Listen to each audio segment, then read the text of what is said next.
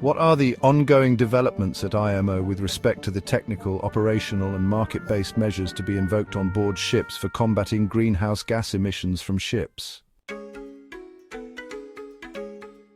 IMO Data Collection System. Marine Environment Protection Committee of IMO, VIDE Resolution MEPC.278/70, has adopted amendments to MARPOL Annex 6. These amendments incorporate new regulations for the collection and reporting of ship fuel oil consumption data for ships of 5,000 GT and above. Considering that such ships account for approximately 85% of CO2 emissions from international shipping.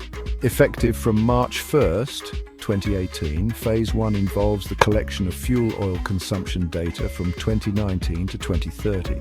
Phase 2 focuses on the analysis of that data. And finally, Phase 3 will be about decision-making on what further measures, if any, are needed. Initial strategy to reduce greenhouse gas emissions from international shipping, 2018. In October 2018, during MEPC 73, IMO adopted an initial strategy on the reduction of GHG emissions from ships. This strategy sets out a vision confirming IMO's commitment to reducing GHG emissions from international shipping and to phasing them out as soon as possible. Short-term measures MEPC 76 adopted in June 2021. A short-term greenhouse gas reduction measure via amendments to MARPOL Annex 6. The measure consists of combined mandatory technical and operational requirements which entered into force in November 2022 and is aimed at reducing the carbon intensity of international shipping in 2030 by at least 40% compared to 2008 levels. The technical approach. Starting from January 1st, 2023, all ships of 400 GT and above are required to calculate their Energy Efficiency Existing Ship Index, or EEXI, and to implement technical means to improve their energy efficiency. Ships are required to meet a specific required EEXI, which is based on a required reduction factor, expressed as a percentage relative to the baseline, equivalent to EEDI Phase 2 or 3 for new ships, thus creating a level playing field between new and existing ships. The operational approach. Starting also from January 1st, 2023, all ships of 5,000 GT and above are required to calculate and report their Operational Carbon Intensity Indicator, or CII, which links the CO2 emissions to the ship's capacity over distance traveled by ships. In 2024, ships will be rated A, B, C, D, E, where A is the best, against a reference line and required reduction factors, which will be incorporated in their mandatory documentation to be issued by administrations. The performance level must be recorded in the ship's Ship Energy Efficiency Management Plan, or CEMP. Ships rated E or D for 3 consecutive years will have to implement a plan of corrective actions demonstrating how the required index, C or above, would be achieved. Administrations, port authorities and other stakeholders, as appropriate, are also encouraged to provide incentives to ships rated as A or B. Future developments. The effectiveness of the implementation of the CII and EEXI requirements is to be reviewed by January 1st, 2026 at the latest.